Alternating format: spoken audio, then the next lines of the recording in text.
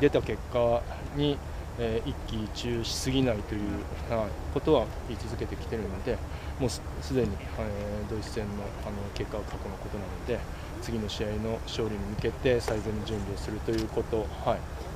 れまでやってきたことで当たり前のことをしっかりと、試合に向けて、準備できるようにしていきたいなというふうに思います。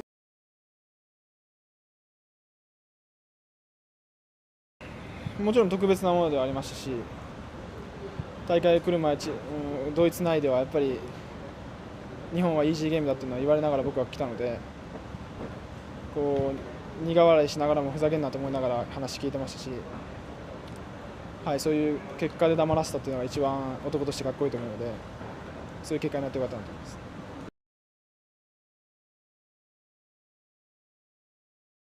もちろん興奮してましたし、すごいこう、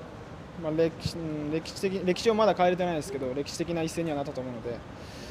昨日は、皆さんとチームメートみんなで喜びましたし、ただ今日からは本当に気持ち切り替えて、もうコスタリカ戦に向かって準備しているので、うぬぼれないようにしたいと思います。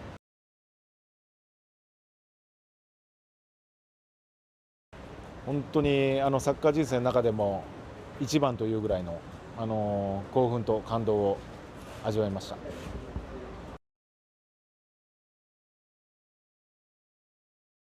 メールや連絡もたくさん来て、非常にこの勝利が大きかったんだなっていうのは、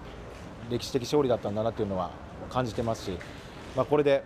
またサッカーが盛り上がってサッカー人気が向上してくれたら嬉しいんで、ただまだ1試合しか勝ってないんで、次の試合集中して取り組みたいです。